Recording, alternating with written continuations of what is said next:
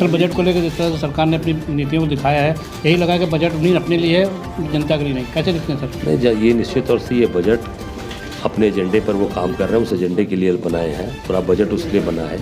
किसानों की बात नहीं है, नौजवानों की बात नहीं है, महिलाओं की बात नहीं, व्यापारियों की बात नहीं है, और मज़दूरों की कोई बात। मनरेगा के मज़दूरों को इतने महीनों से आज उनको पेमेंट नहीं मिल रहा है। पूरे लोग धरने पर कहीं बैठे हैं, कहीं पूरे देश के अंदर आज मनरेगा के पेमेंट नहीं हो पा रहे हैं, उस पर कोई बात नहीं की।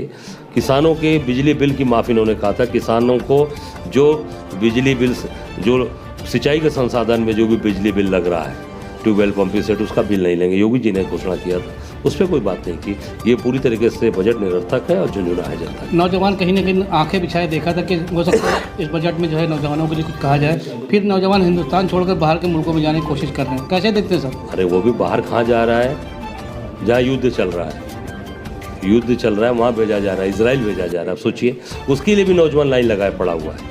सोच सकते हैं कितना बेरोजगारी होगा, कितना फ्रस्ट्रेशन होगा नौजवानों में कि वो नौजवान इजराइल जाना चाह रहा है, जहाँ लगातार युद्ध चल रहा है, जहाँ पे रोज़ मारकाट हो रही है, वहाँ जाने के लिए तैयार है। आप सोच सकते हैं आप कि कितना परेशान है यूथ हमारा, कितना दिक्कत में है। मैं समझता हूँ कि पूरी तरीके से ये सरकार केवल जनता को ठगने के लिए और जनता को बेवकूफ़ बनाने के लिए ये बजट लाई है। किसानों की बात कही जाए, किसान भी कहीं ना कहीं इनकी तरफ आंखें उठाए हुए देखा था, मगर किसान भी विफल हो गया। और यही सोच रहा था कि अब मेरा साथ क्या होगा, क्या फिर वही हत्या वाला मामला सामने नजर आएगा?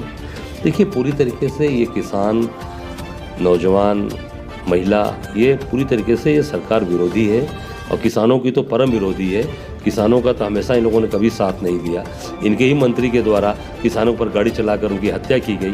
क्या हुआ? फिर वो बेटा घूम रहा है। तो किसानों की बात तो करना ही इनके लिए समझ लीजिए कि वो कोई मतलब ही नहीं है। किसान को समझते ही नहीं। लगातार यूरिया खाद के दाम बढ़ते गए। जो 50 किलो की बोरी थी वो 45 किलो कर दी गई, 5 किलो वो भी घटा दिया गया, बीज के दाम बढ़ा दिए गए। तो ये केवल किसानों का शोषण करने वाली सरकार है। ठीक।